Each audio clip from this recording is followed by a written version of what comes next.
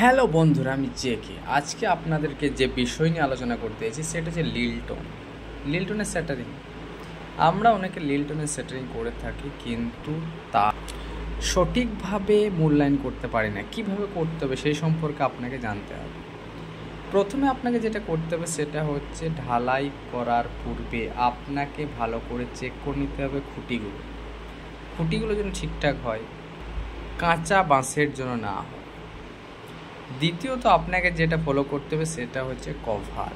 Maximum cover আপনাকে, যে sunset বলুন, সানসেটে ম্যাক্সিমাম আপনাকে 15 mm বা 20 mm। বিমের ক্ষেত্রে আপনাকে ম্যাক্সিমাম 25 mm কভার দিতেই হবে। যদি আপনি এখানে পিলারে কভার বলুন, তাহলে আপনাকে যেরকম রড হবে মিনিমাম 40 mm।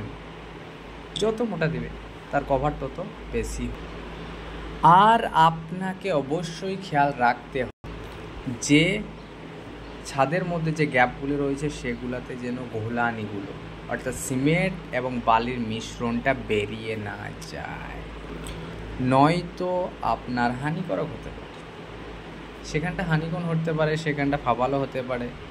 বিভিন্ন পদ্ধতি উপায়ে আপনাকে সেটা ঠিক করতে হবে। বিভিন্ন চিট পাওয়া যায় সেটাকে। আর ঢালাই করার পূর্বে আপনাকে ঢালাইয়ের যে ভাগটা 1, 2, 3 এটাকে বুঝে নিতে হবে।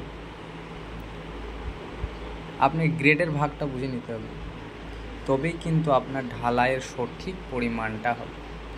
এখানে আমাকে মেন টপিকটা বুঝতে হবে যে আমরা কি করছি, আমার এটা ঠিক হচ্ছে তো, কাজটা ভালো হচ্ছে তো, এই সম্পর্কে জ্ঞান রাখতে হবে। সঠিক উপায়ে, সঠিক অবলম্বন, সঠিক পদ্ধতি মেনে আপনাকে চলতে হবে।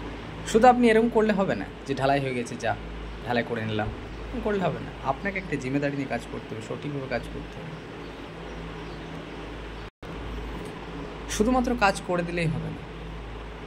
কাজের যে গুরুত্ব, যে ইম্পর্ট্যান্ট যেগুলো দেখা দরকার সেগুলো আপনাকে অবশ্যই দেখতে হবে, নয়তো আপনি বাড়ি তৈরি করবেন না, সেটা হবে কবর।